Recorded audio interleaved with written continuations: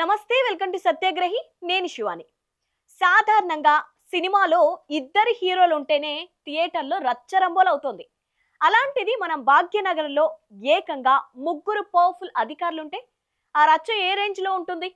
ప్రస్తుతం మన హైదరాబాద్ మహానగరంలో సరిగ్గా ఇదే జరుగుతోంది. అధికారులు బాధ్యతలు మర్చిపోయి కొట్టుకుంటున్నారో లేదో తెలియదు కానీ ఈ నగరానికి నేనే రాజు నేనే మంత్రి అన్నట్టుగా ఐపీఎస్ ఐఏఎస్ అధికారుల మధ్య ఒక రేంజ్ లో కోల్డ్ వార్ నడుస్తోంది. అవును, ఒకవైపు డిజాస్టర్ మేనేజ్మెంట్ బాస్ రంగనాథ్, మరోవైపు పోలీస్ కమిషనర్ సజ్జనార్, ఇంకోవైపు జిహెచ్ఎంసీ కమిషనర్. ఈ ఇద్దరి మధ్య నడుస్తున్న సైలెంట్ వార్ గ్రేటర్ పరిధిలో ఇప్పుడు హాట్ టాపిక్ గా మారింది. విచిత్రం ఏంటంటే అసలు ప్రజల సమస్యలు తీర్చాల్సిన మంత్రులు పొన్నం ప్రభాకర్, మొహమ్మద్ అజరుద్దీన్ మాత్రం మాకేమీ పట్టినట్టు సైలెంట్ గా ఉన్నారు. అసలు ఈ అధికారుల మధ్య వారేంటి? ఒకరి శాఖలో ఒకరు ఎలా వేలు పెడుతున్నారు? మంత్రులు ఎందుకు మాయమయ్యారు అనేది ఈ వీడియోలో కంప్లీట్ గా చూద్దాం. స్కిప్ చేయకుండా చివరి దాకా వాచ్ చేయండి. ముందుగా మన పోలీస్ బాస్ సజ్జనార్ కథ చూద్దాం. ఆయన ఎక్కడ ఉంటే అక్కడ ఖచ్చితంగా సెన్సేషన్ ఉంటుంది. ట్రాఫిక్ ప్రాబ్లమ్స్ సాల్వ్ చేయాల్సిన పోలీస్ కమిషనర్ ఇటీవల జిహెచ్ఎంసీ కమిషనర్ ని వెంటబెట్టుకొని మరీ కేబీఆర్ పార్క్ చుట్టుపక్కల జరుగుతున్న ఫ్లైఓవర్లు, అండర్ పాస్ పనుల పరిశీలనకు వెళ్లారు. ఇక్కడి వరకు అంత బాగానే ఉంది. కానీ అక్కడ సజ్జనార్ గారు చేసిన వ్యాఖ్యలే ఇప్పుడు మున్సిపల్ అధికారుల గుండెల్లో రైళ్లు పరిగెత్తించాయి. పనులన్నీ చూసిన పోలీస్ బాస్ పనులు చాలా స్లోగా నడుస్తున్నాయి, త్వరగా పూర్తి చేయండి అంటూ జిహెచ్ఎంసీ అధికారులకు అక్కడికక్కడే క్లాస్ స్పీకర్. అంతే, జిహెచ్ఎంసీ ఆఫీస్లో గుసగుసలు మొదలయ్యాయి. అరే, పనులు ఎప్పుడు పూర్తి చేయాలో చెప్పడానికి, టార్గెట్లు పెట్టడానికి మా మున్సిపల్ కమిషనర్ ఉండగా ఈ పోలీస్ కమిషనర్ డైరెక్షన్ ఏంటి సామి అని మున్సిపల్ ఇంజనీర్లు లోపల తెగ ఫీల్ అవుతున్నారట. ఒకరి డ్యూటీలో మరొకరు దూరితే కోల్డ్ వార్ స్టార్ట్ అవ్వకుండా ఎలా ఉంటుంది చెప్పండి మరి. ఇక అసలైన అసూయ, ఆధిపత్య పోరు ఎక్కడుందో తెలుసా? అదిగో మన హైడ్రా కమిషనర్ రంగనాథ్ జిహెచ్ఎంసీకి మధ్య.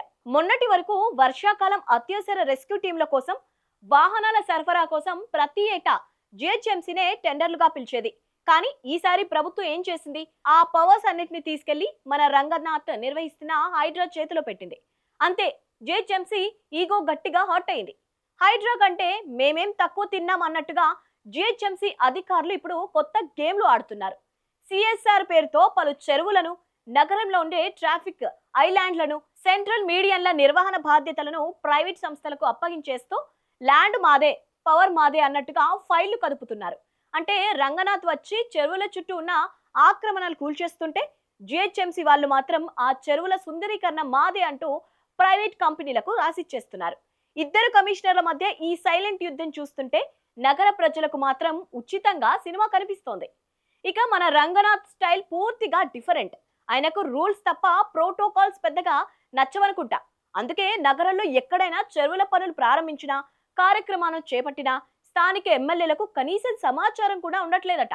మేం ప్రజాప్రతినిధులం, మమ్మల్ని పిలవకుండా ఓపెనింగ్లు ఎలా చేస్తారు అని లోకల్ లీడర్లు లోపల కుతకుతలాడిపోతున్నారు. కానీ రంగనాథ్ క్రేజ్ ముందు నోరు మెదిపితే ఎక్కడ ఇమేజ్ డ్యామేజ్ అవుతుందో అని లీడర్లు కూడా సైలెంట్ గా భరిస్తున్నారు.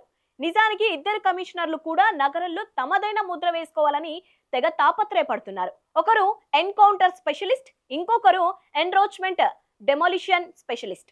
ఈ క్రమంలో ఒకరి డిపార్ట్మెంట్ పై మరొకరు కామెంట్లు చేసుకోవడం, పై చేయి కోసం పావులు కదపడం గ్రేటర్ సర్కిల్స్ లో హాట్ టాపిక్ గా మారింది. సరే, అధికారులు కొట్టుకుంటున్నారు, మరి ఇంట్లో పెద్దలు ఏం చేస్తున్నారు? హైదరాబాద్ జిల్లా ఇన్ఛార్జి మంత్రి పొన్నం ప్రభాకర్ ఉన్నారు, జిల్లా మంత్రి మహమ్మద్ అజరుద్దీన్ ఉన్నారు. కానీ నగరంలో సమస్యల మీద వీళ్ళు సమీక్షలు చేసిన దాఖలాలు ఎక్కడైనా ఉన్నాయా?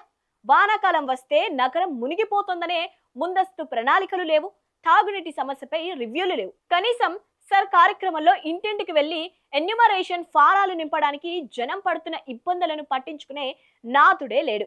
రాష్ట్రంలో మంత్రుల పర్యవేక్షణ శూన్యంగా మారడంతో అధికారులే సర్వాధికారులు అయిపోయారు.